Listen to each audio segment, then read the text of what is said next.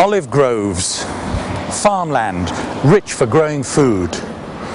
During the property boom, the speculators bought up these fields and multiplied their cost enormously, boosting the price of housing. But the land speculators thought that they could get rich quick, and many of them did. They turned the fields into vast housing developments. Instead of growing the wheat that's needed, picking the olives, they grew houses. But the purpose of those houses was not to house families at prices they could afford. It was to turn the windfall gains from the land into fortunes which they could stash away in Switzerland, out of the reach of the Spanish taxman. Unfortunately for them, prices grew so high, the global property market went bust, and the dreams of the families that thought that they would own homes that would rise in value disappeared into thin air. This is the consequence of land speculation. Because the tax regime actually rewards speculators and penalizes people who work, the result is that today in Spain, something like 20% of the working population doesn't have work. About 5 million working people jobless. 1 million families have no financial support whatsoever. Children go to school hungry. For what? For the dreams of the land speculators who wanted to get rich quick.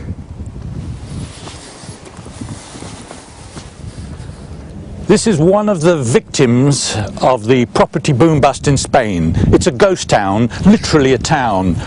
A landowner chose to build this development of 2,500 apartments in the middle of nowhere in the Spanish countryside south of Madrid. But no one lives in any of these apartments, a vast waste of capital when people need homes that they can afford. There was no infrastructure here for the schools, the health clinics, all the needs of ordinary families, and yet the speculation boom mania was such that the property owner thought that he could make a fortune by sticking these apartments up in the middle of nowhere.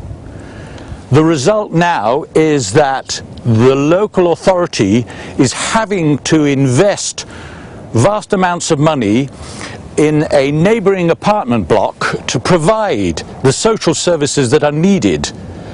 Those social services ought to be made available in the other existing settlements around this area.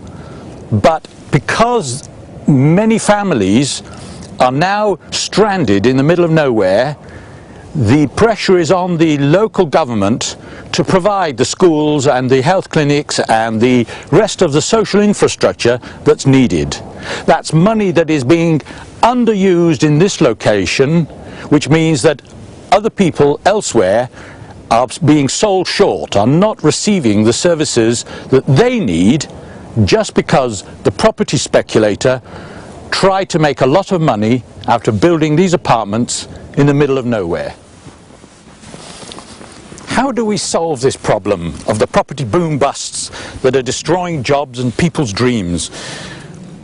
The answer is quite simple. We need to abolish taxes on people's wages and the profits of entrepreneurs. Profits that are got from creating jobs and products that can be sold on the global markets. If we abolish those taxes, how would we pay for the public services? Well, the answer is here. It's very simple. We need to collect the rents of land, the urban land and rural land, and all the rents that are generated by, for instance, the electromagnetic spectrum that we use when we turn on our mobile telephones. If we collected those rents, and those rents are community created, we all contribute to the value that we call the rents of land and natural resources. If we collected them, we would have enough money to pay for public services.